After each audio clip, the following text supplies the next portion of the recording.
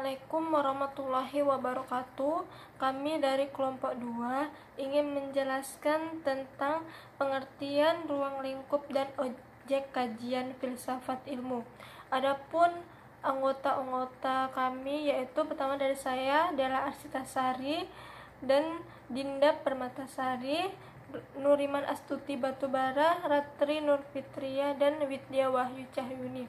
Baiklah, langsung saja kami akan menjelaskan materi yang pertama.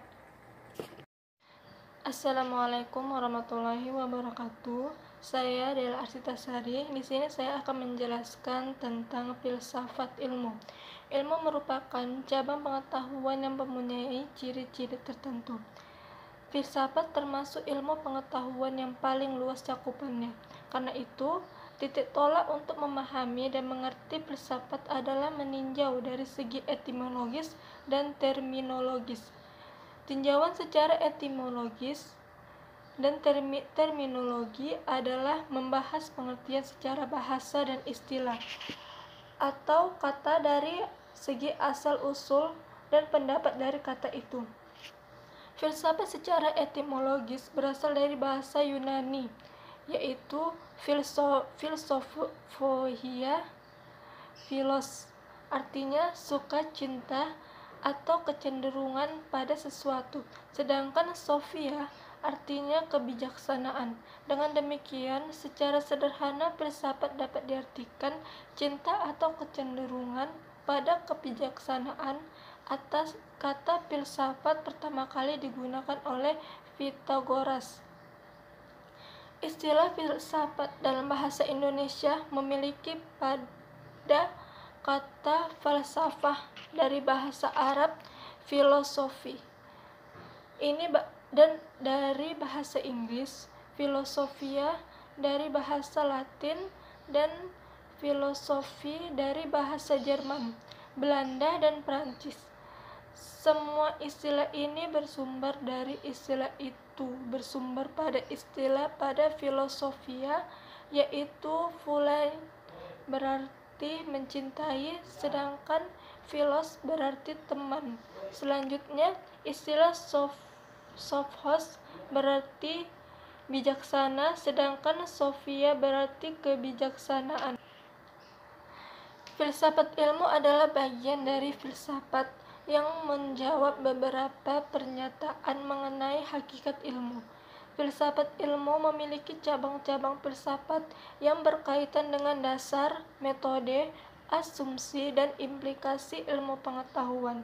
Filsafat ilmu menjelaskan masalah-masalah seperti apa, bagaimana suatu konsep dan pernyataan dapat disebut sebagai ilmiah, sebagaimana konsep tersebut dilahirkan, bagaimana ilmu dapat menjelaskan, memperkirakan, serta memanfaatkan akan selalu teknologi. Cara menentukan validitas dari sebuah informasi, formulasi, dan penggunaan metode ilmiah. Macam-macam penalaran yang dapat digunakan untuk mendapatkan kesimpulan, serta implikasi metode dan model ilmiah terhadap masyarakat dan terhadap ilmu pengetahuan itu sendiri. Di sini ada pengertian ilmu. Ilmu itu berasal dari bahasa Arab, yaitu alima ya'alamu ilman, dengan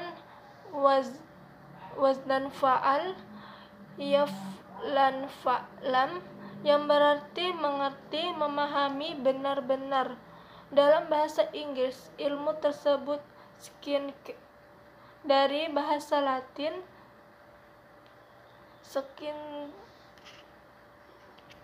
dan dalam bahasa Yunani adalah epistemi. Ilmu sains dan atau ilmu pengetahuan adalah seluruh usaha sadar untuk menyelidiki, menemukan, dan meningkatkan pemahaman manusia dari berbagai segi kenyataan dalam alam manusia. Segi-segi ini dibataskan untuk menghasilkan rumus-rumusan. Yang pasti, ilmu bukan sekedar pengetahuan, tetapi merupakan sekumpulan pengetahuan yang didasari teori-teori disepakati diteliti dan dapat secara sistematik diuji dengan metode yang diakui dalam bidang ilmu tertentu. Ilmu merupakan salah satu dari sebuah pemikiran dalam menjawab pertanyaan-pertanyaan. Ilmu merupakan suatu pengetahuan manusia. Adapun beberapa definisi ilmu menurut para ahli, di antaranya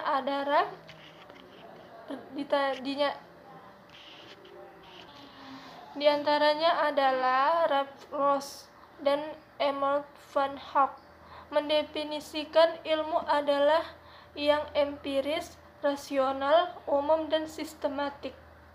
Yang kedua, Ashley Montagu, guru besar antropolog di Rutgers University, menyimpulkan bahwa ilmu adalah pengetahuan yang disusun dalam suatu sistem yang berasal dari pengamatan, studi, dan percobaan untuk menentukan hakikat prinsip tentang hal yang diuji.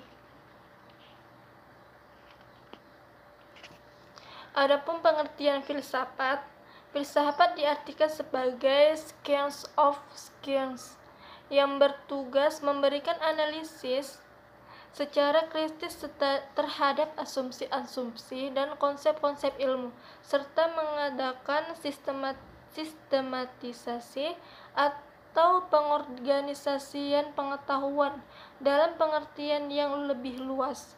Filsafat mencoba mengintegrasikan pengetahuan manusia yang berbeda-beda dan menjadikan suatu pandangan yang komprehensif tentang alam semesta, hidup, dan makna hidup. Adapun beberapa pengertian filsafat menurut beberapa para ahli, dan diantaranya adalah menurut Bertrand Russell, filsafat dapat dikatakan sebagai upaya seseorang untuk menjawab pertanyaan-pertanyaan tidak secara dogmatis atau dangkal, seperti ketika melakukan aktivitas sehari-hari, tetapi memberikan jawaban yang kritis, yaitu dengan menyelidiki masalah yang muncul dari pertanyaan-pertanyaan yang muncul. Jawaban-jawaban tersebut nantinya akan menjadi dasar untuk menjalani kehidupan.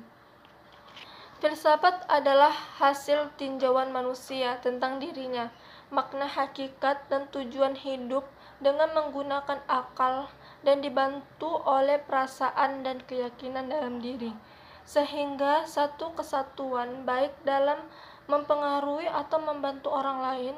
Filsafat digunakan sebagai pedoman dalam memberi makna pada kehidupan. Filsafat Pancasila sebagai sistem filsafat merupakan satu kesatuan dari bagian-bagian yang berkaitan. Di samping itu juga bersinergi antara silah yang satu dengan silah yang lain untuk mencapai tujuan tertentu, dan secara keseluruhan merupakan satu kesatuan.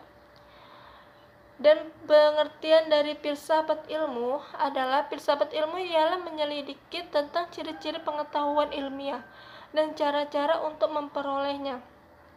Filsafat ilmu merupakan suatu penyelidikan terhadap objek-objek serta masalah yang berjenis khusus dari masing-masing ilmu itu sendiri. Maka orang pun dapat melakukan penyelidikan lanjutan terhadap kegiatan-kegiatan ilmiah tersebut. Filsafat ilmu dalam arti luas yaitu menampung permasalahan yang menyangkut hubungan luar dari kegiatan ilmiah. Menurut Profesor Dr. Connie Seniawan, mengertikan filsafat ilmu dalam 4 titik pandangan, yaitu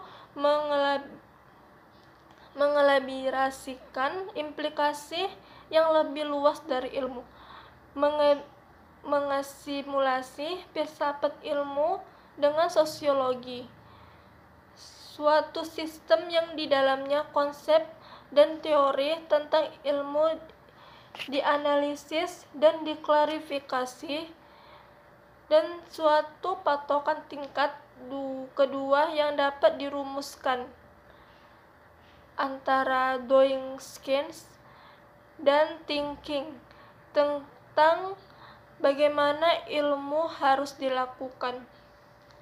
Di antara filsafat dan ilmu memiliki beberapa persamaan dan perbedaan. Di antaranya, persamaan filsafat dengan ilmu adalah yang pertama, keduanya mencari rumusan yang sebaik-baiknya, menyelidiki objek selengkap-lengkapnya sampai akar-akarnya. Dan yang kedua, keduanya itu memberi pengertian mengenai hubungan yang ada antara kejadian-kejadian yang kita alami dan mencoba menunjukkan sebab-sebabnya.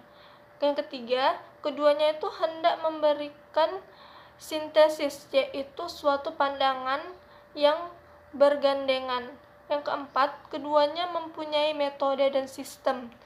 Yang kelima, keduanya hendak memberikan penjelasan tentang kenyataan keseluruhan timbul dan hasrat manusia akan pengetahuan yang lebih mendasar.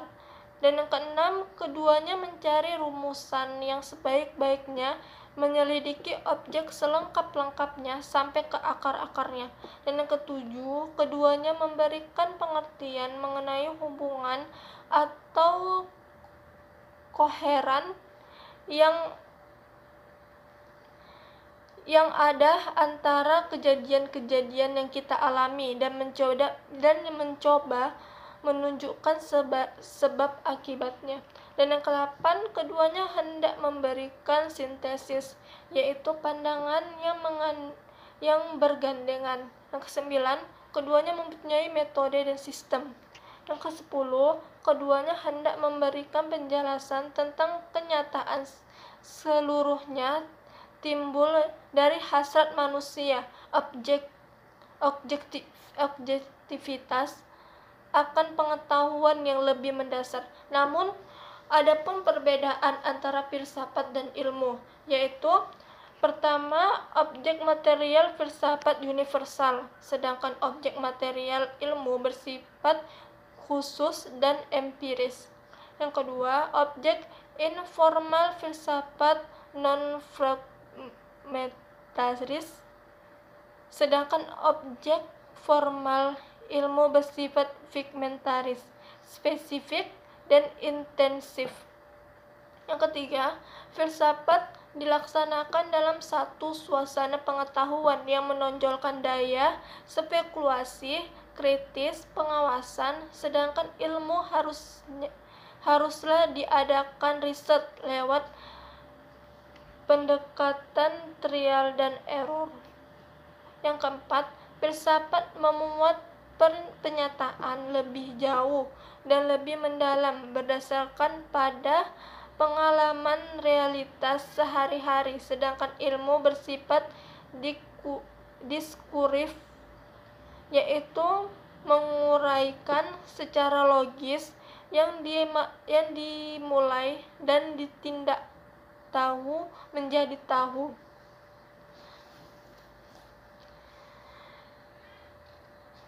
Filsafat memberikan penjelasan yang terakhir, mutlak dan mendalam sampai mendasar, sedangkan ilmu menunjukkan sebab-sebab yang tidak begitu mendalam, lebih dekat sekunder.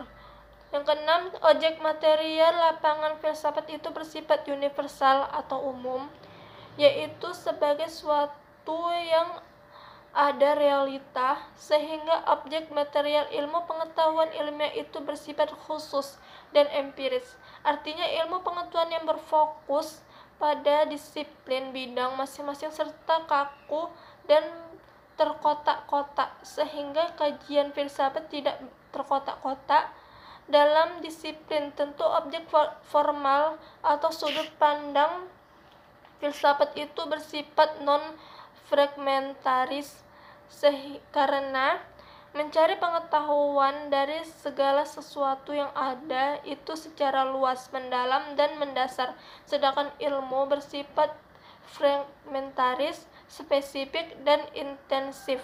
Di samping itu, objek formal itu bersifat teknik, yang berarti bahwa cara ide-ide manusia itu mengadakan penyatuan dengan realita.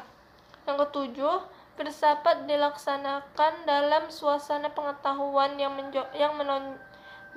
menonjolkan daya spekulasi, kritis, dan pengawasan, sedangkan ilmu haruslah diadakan riset lewat pendekatan trial dan error. Oleh karena itu, nilai ilmu terletak pada kegunaan pragmatis, sedangkan kegunaan filsafat timbul dari nilainya. Yang ke-8, filsafat memuat pertanyaan lebih jauh dan lebih mendalam. Berdasarkan apa pengalaman realitas sehari-hari, sedangkan ilmu bersifat diskuratif, yaitu menguraikan secara logis yang dimulai dari tidak tahu menjadi tahu. Baik, itu saja yang dapat saya sampaikan. Baik, selanjutnya di sini saya akan menjelaskan mengenai tujuan dari filsafat ilmu. Filsafat ilmu merupakan interaksi antara ilmu dan filsafat, di mana filsafat itu sendiri saat ini tidak dapat berkembang dengan baik jika terpisah dari ilmu. Dan juga sebaliknya, ilmu juga tidak dapat tumbuh dengan baik tanpa adanya kritik dari filsafat. Filsafat merupakan ilmu yang paling tua, yang disebabkan ilmu filsafat merupakan dasar dari segala dasar berpikir yang membutuhkan pemecahan dari pertanyaan dan persoalan hidup di dalam olah pikir manusia, di mana lantas melahirkan berbagai cabang ilmu. Dengan adanya filsafat ilmu, memberikan dorongan penuh terhadap manusia untuk berpikir kreatif dan inovatif, maka filsafat ilmu memberikan semangat bagi perkembangan dan kemajuan ilmu dan sekaligus nilai-nilai moral yang terkandung pada setiap ilmu. Objek dari filsafat ilmu itu sendiri adalah ilmu pengetahuan. Oleh karena itu, setiap saat ilmu itu dapat berubah mengikuti perkembangan zaman dan keadaan. Untuk seiring berkembangnya zaman, ilmu pengetahuan dan teknologi juga ikut berkembang semakin pesat. Pengetahuan lama menjadi pijakan untuk mencari pengetahuan baru. Hal itu dapat kita lihat dari banyaknya pengembangan ilmu dasar yang menjadi suatu percobaan dalam pengembangan ilmu dasar menjadi suatu percobaan dengan melakukan banyak hal, seperti munculnya para ahli-ahli atau spesialis dalam bidangnya masing-masing. Untuk itu, dalam menanggapi perkembangan ilmu pengetahuan ini, filsafat ilmu akan sangat diperlukan. Hal itu disebabkan dengan mempelajari filsafat ilmu, kita akan menyadari apa saja batasan-batasan dalam diri kita sebagai manusia, sehingga kita dapat terperangkap ke dalam sikap organisasi intelektual. Yang mana organisasi intelektual tersebut dapat kita artikan sebagai rasa superioritas akibat merasa diri kita ahli dalam bidangnya, sehingga merasa orang lain yang tidak berpendidikan sama sekali atau lebih tinggi itu lebih bodoh daripada diri kita. Filsafat ilmu pula merupakan cabang khusus yang juga membicarakan sejarah perkembangan ilmu. Tujuannya antara lain, yang pertama sebagai sarana pengujian penalaran ilmiah, sehingga orang menjadi kritis dan cermat terhadap kegiatan ilmiah. Dalam filsafat ilmu, seorang ilmuwan harus memiliki sikap kritis terhadap bidang ilmunya sendiri, sehingga dapat menghindarkan diri dari sikap solipsistik, yaitu sifat yang menganggap dirinya dan pendapatnya lah yang paling benar dibandingkan dengan pendapat dari orang lain. Dengan filsafat ilmu ini, penalaran para ilmuwan teruji bagaimana caranya agar mereka dapat terus berpikir dengan logis dan mengedepankan fakta-fakta yang terdapat dalam penemuan tanpa menghiraukan perasaannya. Pemikiran para ahli filsuf sangat menentukan hasil dari pengamatan-pengamatan ilmiah, sehingga seorang ilmiah atau ahli filsuf harus benar-benar serius dan teliti dalam setiap hal. Para ahli dituntut pula untuk bersikap perfeksionis dalam melakukan penyelesaian penelitian ilmiahnya. Yang kedua, filsafat ilmu juga bertujuan merefleksi, menguji, mengkritik asumsi dan metode keilmuan. Jika melihat perkembangan sejarah dalam filsafat ilmu, untuk menentukan suatu kebenaran perlu dilakukan refleksi dalam setiap penemuan-penemuan yang ada, untuk dibandingkan dengan penemuan yang terdapat pada zaman dahulu. lalu dilakukan pengujian dari sesuatu yang telah didapat tersebut untuk dapat dinilai kebenarannya sehingga dapat diambil suatu kesimpulan.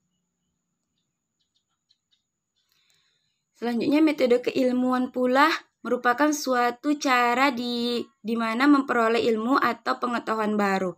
Metode keilmuan ini dipandang pula sebagai sebuah teori pengetahuan yang dipergunakan untuk memperoleh jawaban-jawaban tertentu mengenai suatu permasalahan atau pernyataan. Metode keilmuan lebih merupakan prosedur keilmuan yang mencakup berbagai tindakan pikiran, pola kerja, tata langkah, dan cara atau teknik untuk mengembangkan pengetahuan yang ada, guna mencapai pengetahuan baru yang disebut dengan ilmu. Metode ilmu mengandung struktur-struktur rasional dari sebuah penyelidikan ilmiah atau penyelidikan keilmuan yang melaluinya. Disusun berbagai dugaan, ramalan, atau prediksi, serta pengujian-pengujian yang sahih atasnya. Prosedur keilmuan yang merupakan metode ilmu atau metode ilmiah yang dimaksud tidak hanya mencakup aspek pengamatan atau observasi atau percobaan atau eksperimen, namun terkait dengan aspek analisis, pemberian uraian, penggolongan, klasifikasi, pengukuran, perbandingan, pengujian, dan survei. Bahkan prosedur keilmuan juga terkait dalam metode ilmu, yang mana dimaksudkan dalam hal ini meliputi pula prosedur-prosedur logis, semisalnya induktif, deduktif, abstraksi, dan penalaran yang semuanya termasuk di dalam ruang lingkup metode ilmu. Yang ketiga dari tujuan perkembangan sejarah ilmu, yaitu filsafat ilmu dapat memberikan pendasaran logis terhadap metode keilmuan. Setiap metode ilmiah yang dikembangkan harus dapat dipertanggungjawabkan secara logis dan rasional agar dapat dipahami dan digunakan secara umum. Terdapat beberapa alasan mendasar seseorang harus mengembangkan filsafat ilmu sebagai pengetahuan dasar yang harus dimiliki. Antara lain, yang pertama menjadi seorang yang kritis. Dengan belajar filsafat, maka kita dapat mengembangkan pemikiran kita menjadi lebih kritis. Yang kedua, mampu berpikir secara rasional dan logis. Yang ketiga, kita dapat berpikir independen. Pemikiran independen merupakan hasil berpikir secara pragmatis dan terbuka. Yang keempat adalah berpikir secara fleksibel. Filsafat itu sifatnya dinamis, tidak terbelenggu dalam satu aturan dan kaidah. Maka kita dengan belajar filsafat kita dapat berpikir lebih fleksibel. Yang kelima yaitu berpikir secara memperluas wawasan. Dengan memiliki wawasan yang luas, kita akan membuat kita lebih tampil dengan percaya diri di berbagai bidang. Yang keenam, kita mampu menganalisis setiap permasalahan, yang dimana filsafat mengajarkan kita untuk bisa mempertahankan pendapat kita serta bisa mengembangkan secara sehat menggunakan nalar yang tepat. Yang ketujuh, kita dapat menjadi seseorang yang skeptis. Menjadi seorang yang berpikir skeptis berarti tidak langsung percaya pada suatu peristiwa atau berita, melainkan kita menemukan bukti-bukti atau fakta-fakta yang aktual. Dengan adanya bukti atau fakta yang aktual, kita tidak dapat termakan oleh berita-berita yang hoaks. Selanjutnya, kita harus memahami bahwa segala sesuatu yang terjadi berdasarkan oleh sebab dan akibat. Yang selanjutnya, kita dapat menjawab segala pertanyaan tentang kehidupan. Karena pada dasarnya filsafat adalah jawaban dari setiap pertanyaan yang mungkin hadir di benak kita seiring terlintasnya pertanyaan-pertanyaan dalam benak kita. Selanjutnya, setelah mengetahui tujuan dari filsafat, peranan filsafat sendiri, filsafat sangat besar peranannya terhadap diri kita, yang mana terhadap penalaran manusia, kita dapat membangun ilmu yang berdasarkan oleh filsafat. Sebab filsafat ilmu akan menyelidiki, menggali, dan menelusuri sedalam dan sejauh atau seluas mungkin semua tentang hakikat ilmu. Mungkin itu saja dari saya. Selanjutnya saya serahkan kepada pemateri berikutnya. Baik, di sini saya akan menjelaskan tentang ruang lingkup filsafat ilmu. Yang pertama, ada ruang lingkup menurut beberapa filsuf. Hingga saat ini, filsafat ilmu telah berkembang pesat sehingga menjadi suatu bidang pengetahuan yang amat luas dan sangat mendalam. Beberapa filsuf memberikan pendapatnya tentang ruang lingkup filsafat ilmu. Di antaranya ada Pater Angelus, ada Cornelius Benjamin, ada Edward Madden, dan yang terakhir ada Israel Scheffler. Yang kedua, komponen ruang lingkup filsafat ilmu. Bidang garapan filsafat ilmu terutama diarahkan pada komponen-komponen yang menjadi tiang penyangga bagi eksistensi ilmu, yaitu ontologi, epistemologi, dan aksiologi. Yang pertama ada ontologi. Kata ontologi berasal dari bahasa Yunani, yaitu on berarti being dan logos berarti logik. Jadi, ontologi adalah the theory of being qua being atau teori tentang keberadaan sebagai keberadaan. Sedangkan menurut Amsal Bakhtiar, ontologi berasal dari kata ontos yang berarti sesuatu yang berwujud. Ontologi adalah teori atau ilmu tentang wujud, tentang hakikat yang ada. Ontologi tidak banyak berdasarkan pada alam nyata, tetapi berdasarkan pada logika semata. Yang kedua ada epistemologi. Epistemologi ilmu meliputi sumber, sarana, dan tata cara menggunakan sarana tersebut untuk mencapai pengetahuan. Perbedaan mengenal pilihan landasan ontologik akan dengan sendirinya mengakibatkan perbedaan dalam menentukan sarana yang akan kita pilih. Epistemologi atau teori pengetahuan ialah cabang filsafat yang berurusan dengan hakikat dan lingkup pengetahuan, pengendalian-pengendalian, dan dasar-dasarnya. Di dalam epistemologi ada terdiri dari 5 metode. Metode pertama adalah metode induktif. Metode induktif adalah suatu metode berpikir di mana suatu kesimpulan ditarik dari prinsip khusus dan kemudian diterapkan kepada suatu yang bersifat umum. Contohnya, bagus adalah manusia, yaitu prinsip khusus, dia akan mati, prinsip umum, dan seluruh manusia akan mati, yaitu kesimpulan. Yang kedua ada metode deduktif. Adalah suatu metode berpikir di mana suatu kesimpulan ditarik dari prinsip-prinsip umum dan kemudian diterapkan kepada semua bersifat khusus. Contohnya, semua manusia adalah panah, yaitu termasuk prinsip umum. Semua raja adalah manusia, yaitu prinsip khusus. Karena itu semua raja adalah panah, yaitu kesimpulan. Yang ketiga ada metode positivisme. Metode ini dikeluarkan oleh Auguste Comte yaitu pada tahun 1798 sampai 1857.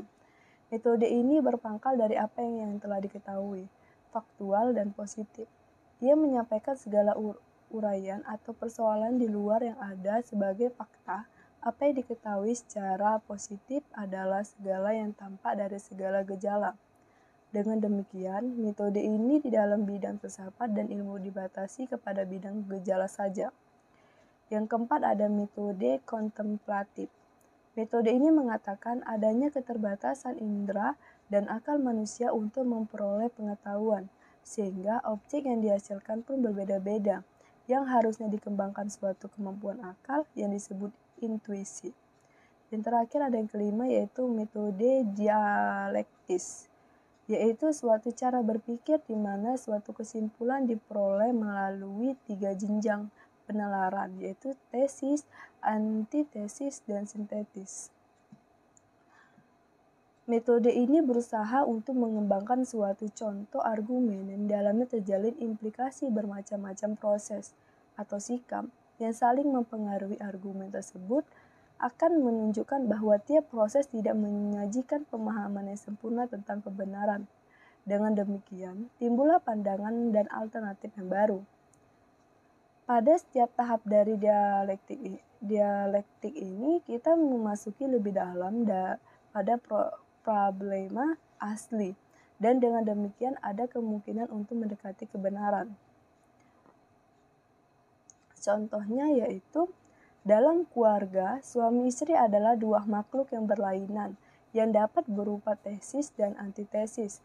Bagi suami, anak merupakan bagian dari dirinya sendiri, begitu juga sang istri. Dengan demikian, si anak merupakan sintetis bagi suami istri tadi. Yang ketiga ada aksiologi. Aksiologi merupakan kajian filsafat mengenai nilai. Nilai sendiri adalah suatu kualitas yang kita berikan kepada suatu objek sehingga sesuatu itu dianggap bernilai atau tidak bernilai. Pada masa kini, objeknya lebih banyak berupa sains dan teknologi. Peradaban manusia masa kini sangat bergantung pada ilmu pengetahuan atau sains dan teknologi. Berkat kemajuan pada kedua bidang ini, pemenuhan kebutuhan mendapat dilakukan dengan cepat dan mudah. Banyak sekali penemuan-penemuan baru yang amat membantu kehidupan manusia, seperti misalnya penemuan dalam bidang kedokteran dan kesehatan. Nilai yang menjadi kajian aksiologi ada dua, itu sebabnya aksiologi dibagi menjadi dua subcabang, yaitu yang pertama etika. Kajian filsafat mengenai baik dan buruk lebih kepada bagaimana seharusnya manusia bersikap dan bertingkah laku, apa makna etika atau moralitas dalam kehidupan manusia. Yang kedua ada estetika, nilai yang berhubungan dengan keindahan, indah ataupun buruk, mengkaji mengenai keindahan, kesenian, kesenangan yang disebabkan oleh keindahan. Baiklah, saya akan menunjukkan presentasi dari kelompok kami. Di sini saya akan menjelaskan mengenai objek kajian filsafat ilmu. Seperti ilmu pengetahuan lainnya, filsafat juga mempunyai objek kajian yang meliputi objek material dan objek formal. Objek material. Objek material dari filsafat adalah suatu kajian penelaahan atau pembentukan pengetahuan, yaitu segala sesuatu yang ada dan mungkin ada.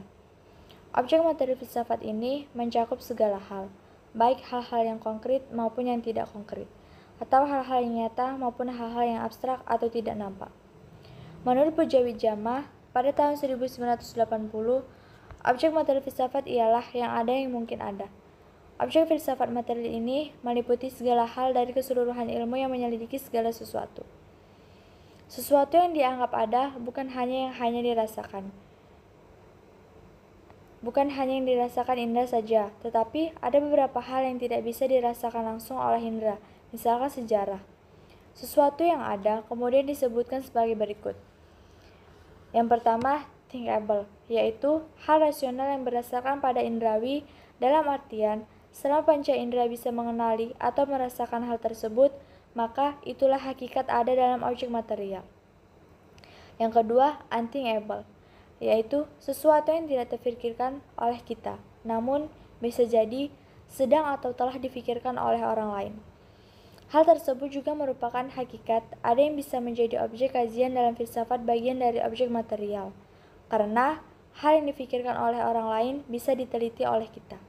Contohnya, mahasiswa belum memikirkan tentang bagaimana ia akan bekerja, tetapi orang lain sudah atau telah memikirkan bagaimana nanti ia akan bekerja. Yang ketiga, untouchable, yaitu sesuatu yang tidak pernah terpikirkan namun diyakini ada. Satu-satunya hal tersebut adalah adanya Tuhan. Tuhan diyakini ada, namun pemikiran kita tidak akan sampai pada esensi pertanyaan-pernyataan tentang adanya Tuhan. Pada akhirnya, apapun tentang Tuhan tidak bisa terpikirkan oleh akal. Yang kedua, objek formal. Objek formal adalah metode untuk memahami objek material tersebut, seperti pendekatan induktif dan deduktif. Pengertian lain menyebutkan bahwa objek formal filsafat adalah usaha mencari keterangan secara radikal atau sedalam-dalam sampai ke akar-akarnya tentang objek materi filsafat. Pengertian lain adalah segala sesuatu yang menjadi masalah filsafat, segala sesuatu yang dimasalahkan oleh atau dalam filsafat terdapat 3 persoalan pokok. Yang pertama, hakikat Tuhan, hakikat alam, dan hakikat manusia.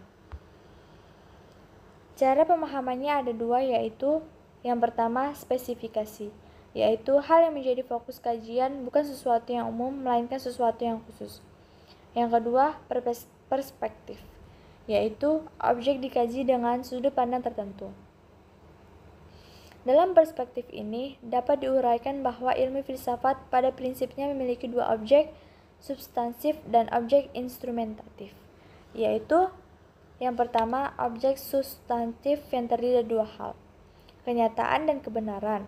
Kenyataan, fakta atau kenyataan, yaitu empiri yang dapat dihayati oleh manusia. Dalam memahami fakta ini, ada beberapa aliran filsafat yang memberikan pengertian yang berbeda-beda. Di antaranya yaitu positifisme atau hanya mengakui penyataan yang empirik dan sensual. Yang kedua, kebenaran. Secara dikenal, dua teori kebenaran, yaitu kebenaran korespondensi dan teori kebenaran koherensi. Bagi fenomenologi, fenomena baru dapat dinyatakan benar setelah diuji kebenarannya dengan yang dipercaya. Realisme metafisik, ia mengakui kebenaran, bila yang faktual ini koheren dengan kebenaran objektif universal. Realisme sesuatu yang benar apabila didukung oleh teori dan ada faktanya. Teori kebenaran menurut Michael Williams, yaitu kebenaran preposisi, yaitu teori kebenaran yang didasarkan pada kebenaran preposisinya, baik preposisi formal maupun preposisi materialnya. Yang kedua, kebenaran koherensi atau konsistesi, yaitu teori kebenaran yang mendasarkan suatu kebenaran pada adanya kesesuaian suatu pernyataan dengan pernyataan-pernyataan yang lainnya, yang sudah lebih dahulu diketahui, diterima, dan diakui kebenarannya. Yang kedua, objek instrumentatif yang terdiri dari hal konfirmasi. Dalam hal konfirmasi, sampai saat ini dikenal ada tiga teori konfirmasi, yaitu yang pertama, decision theory, yaitu menerapkan kepastian berdasar keputusan apakah hubungan antara hipotesis dengan evidensi memang memiliki manfaat aktual. Yang kedua, estimation theory, yaitu menetapkan kepastian dengan memberi peluang benar atau salah dengan menggunakan konsep probabilitas. Yang ketiga, reliability analysis, yaitu menetapkan kepastian dengan mencermati stabilitas evidensi atau yang mungkin berubah-ubah karena kondisi atau karena hal lain terhadap hipotesis. Perbedaan objek material dan objek formal dalam filsafat ilmu. Al-Kindi pada tahun 801 sampai 873, beliau adalah seorang filosof muslim yang pertama. Menurutnya, filsafat adalah pengetahuan tentang hakikat segala sesuatu dalam batas-batas kemampuan manusia. Karena tujuan orang filosof dalam berteori adalah mencari kebenaran, maka dalam praktiknya pun harus menyesuaikan dengan kebenaran pula. Menurut M.Z. Langevall, ia mengemukakan bahwa filsafat ilmu adalah mengkaji tentang masalah-masalah yang akhir dan menentukan, yakni masalah yang berkaitan dengan keadaan atau hakikat, tentang ketuhanan, tentang keabadian, dan juga tentang kebebasan. Filsafat menjadi kegiatan berpikir murni manusia atau reflective thinking dalam menyelidiki objek yang tidak terbatas. Objek adalah hal, perkara, ataupun orang yang menjadi pokok pembicaraan. Jika ditinjau dari sudut isi atau substansi, dapat dibedakan menjadi dua bagian, yakni objek material dan objek formal.